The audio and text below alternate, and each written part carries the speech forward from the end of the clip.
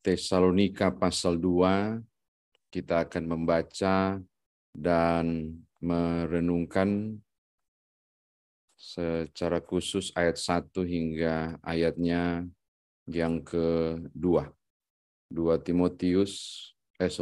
Tesalonika pasal 2, 2 Tesalonika pasal 2 ayat 1 sampai ayatnya yang kedua. 2 Tesalonika pasal 2 ayat 1 dan 2 saya bacakan untuk Bapak Ibu. Sebelumnya mari kita berdoa.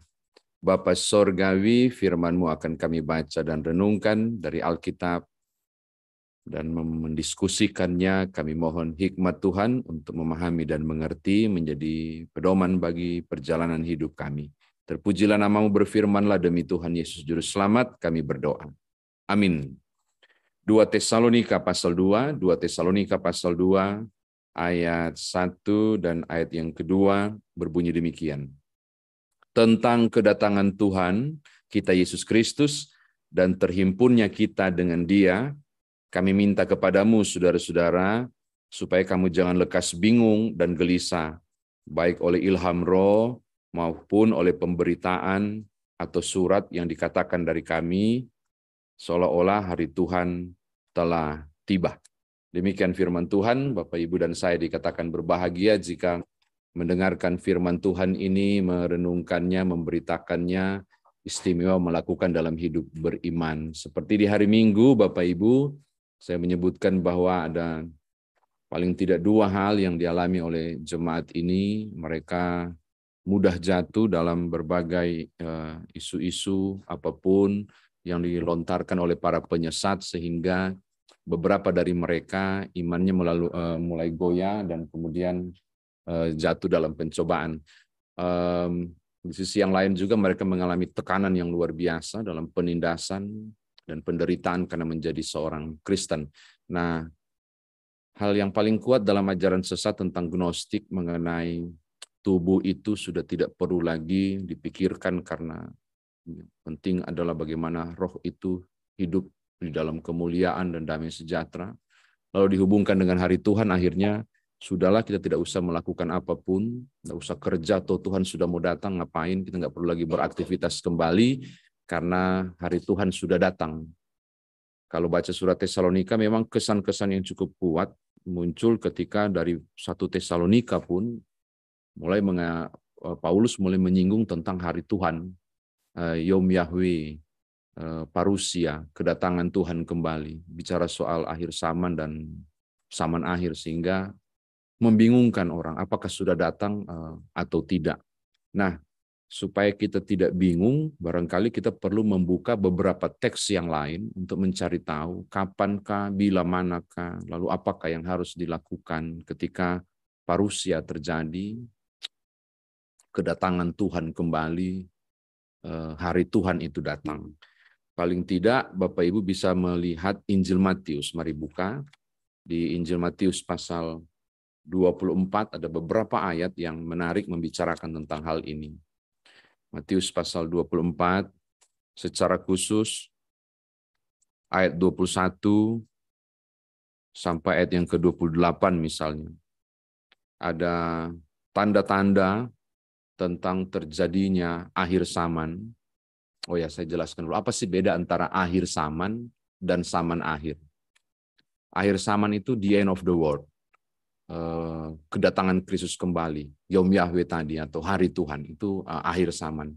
Tapi zaman akhir itu zaman keselamatan. Diberi ketika Kristus datang kali pertama dalam rangka menyelamatkan dunia. Maka ketika dia naik ke sorga, kita telah memasuki zaman yang disebut dengan zaman akhir. Akhir dari zaman akhir itu disebut akhir zaman. Maka Bapak, Ibu, dan saya sedang berada di satu zaman yang disebut dengan zaman akhir. Ujungnya di sana kita nggak tahu kapan Tuhan datang yang disebut dengan akhir zaman. Nah, kalau kita baca referensi dari Matius pasal 24, tadi saya sebut tentang di ayat 20 misalnya, sampai ayatnya yang ke-28 dibilang begini, berdoalah supaya waktu kamu melarikan diri itu jangan jatuh pada musim dingin dan seterusnya, sebab pada masa itu akan terjadi siksaan. Jadi tanda-tandanya tentang siksaan, tentang pemurtatan, dan berbagai hal akan terjadi, pengajaran sesat, bencana alam, perang di mana-mana, bangsa melawan bangsa.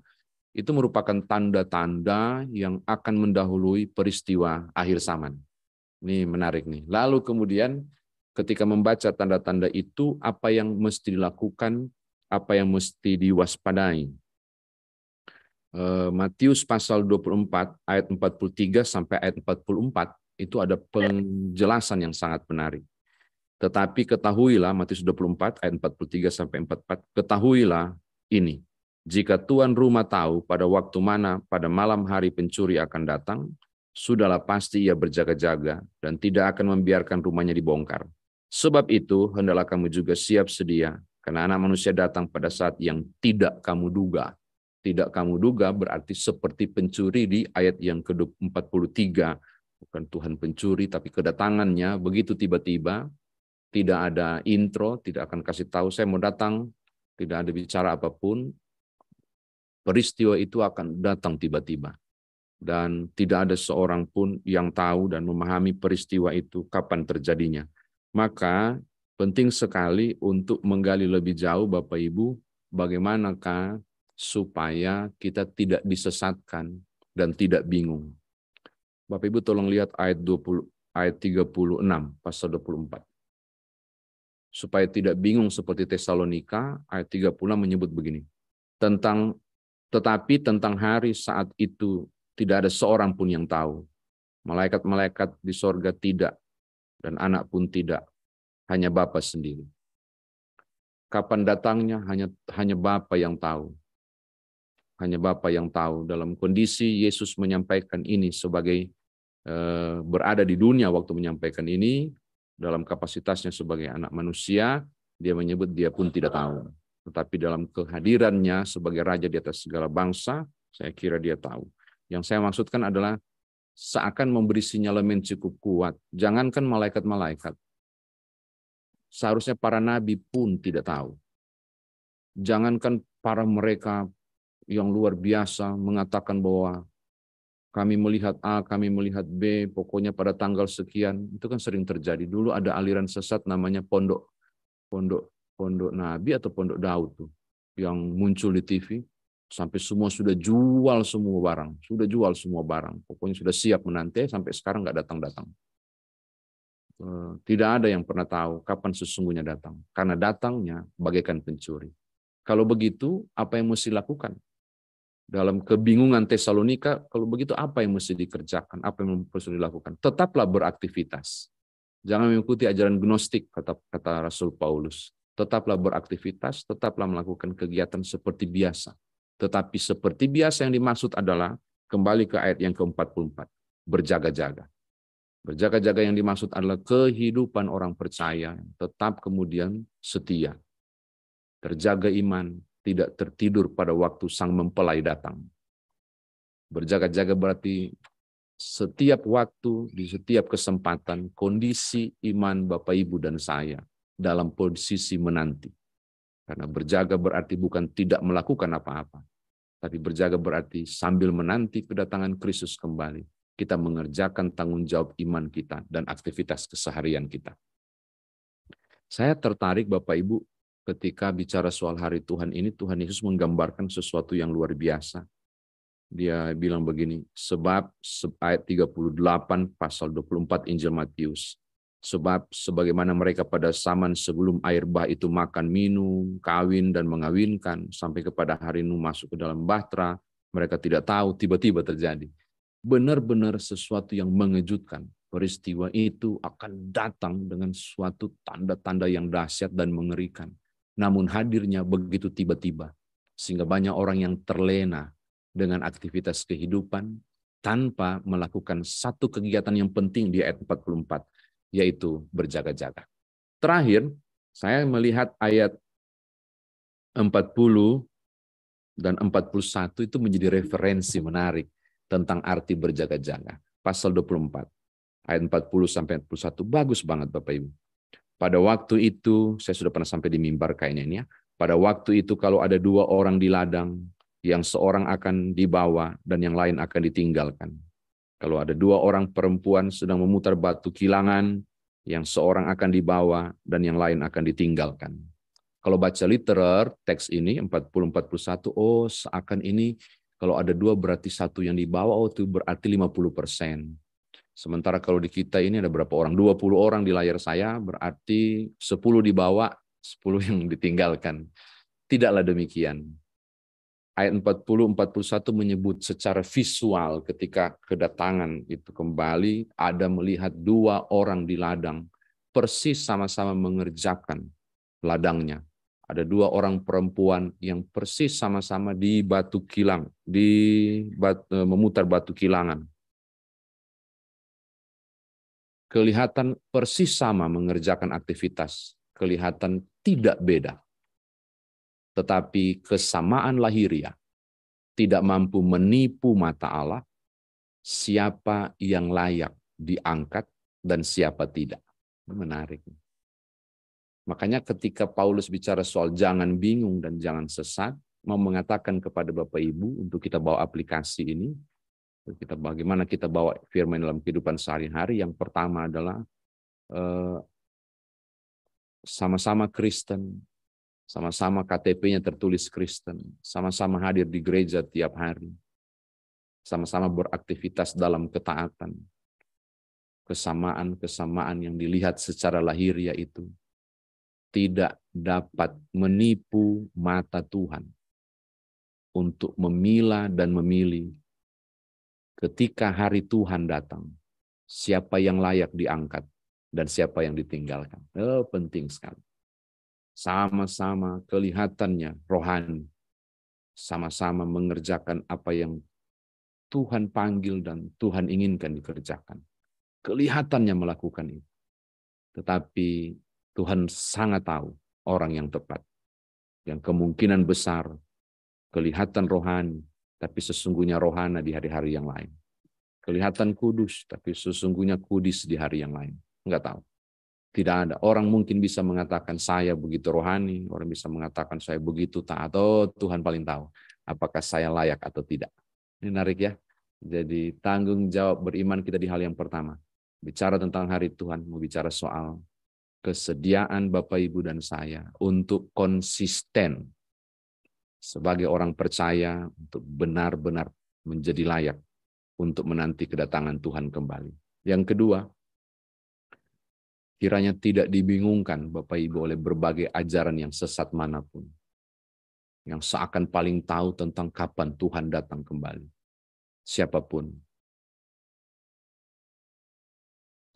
mau kemudian berlabel sebagai seorang nabi kah dia, atau hamba Tuhan atau siapapun. Ketika dia berani menyebut tanggal, waktu, dan seterusnya, saya ajak Bapak Ibu tinggalkan. Itu tidak benar. Tidak ada yang bisa mengklaim kapan waktu itu terjadi. Tidak ada. Karena dia datang bagaikan pencuri. Tugas Bapak Ibu dan saya adalah waspada dan berjaga dalam mata iman. Dalam tanggung jawab beriman itu pula kita dituntut untuk senantiasa mengerjakan tanggung jawab hidup beriman kita di kondisi apapun. Ini yang kedua. Kemudian yang ketiga, Bapak Ibu, saya mau mengatakan begini kepada kita sekalian bahwa kalau melihat tanda-tanda akhir zaman, dari tahun berapa perang-perang demi perang sudah ada. Kalau bicara soal tanda-tanda kehadiran Kristus kembali itu, di Injil Matius kita baca kayaknya tanda-tandanya itu gencar banget. Sudah kita saksikan dan dilihat. Dan saya berani mengatakan memang kita sudah ada di zaman akhir walaupun belum akhir zaman. Dan tanda-tanda semakin jelas. Kita tidak tahu kapan. Apakah di saat kita masih hidup kah? Atau kemudian setelah anak cucu kita kah? Kita nggak tahu. Tapi yang pasti Tuhan akan datang kembali. Merujuk kitab Wahyu, fenomena itu secara spiritual akan terjadi. Maka biarlah Bapak Ibu dan saya pun didapati layak untuk dipilih menjadi orang yang tepat. Berjumpa dalam kekudusan ketika nanti Tuhan datang. Karena itu berjaga-jagalah, nggak perlu bingung dengan berita apapun, tetaplah beraktivitas seperti biasa. Tambah plus tadi berjaga-jaga. Agar dalam aktivitas kita yang biasa menjadi luar biasa. Tadi saya bilang terakhir, ini terakhir sekali. Terus apa yang saya mau lakukan? Saya selalu mengatakan, anggaplah hari ini adalah hari terakhir. Anggaplah besok Tuhan semua datang. Karena hari ini adalah hari terakhir, maka saya harus melakukan yang terbaik. Karena ini hari terakhir dan Dia akan datang kembali untuk memilih saya. Maka hari ini saya akan maksimal dalam pelayanan saya. Saya akan maksimal sebagai seorang suami atau istri, orang tua bagi anak-anak. Saya akan maksimal untuk Tuhan. Saya akan maksimal untuk persekutuan. Saya akan maksimal bekerja untuk perusahaan dan seterusnya. Kenapa? Karena hari ini adalah hari terakhir. Saya akan semakin mantapkan iman.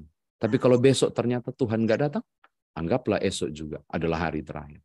Maka tiap-tiap hari, Bapak, Ibu, dan saya tidak bingung tentang hari Tuhan, tapi semakin berkualitas dan mantap menjalani kehidupan. Tuhan berkati Bapak Ibu. Selamat menanti kedatangan Tuhan kembali. Amin.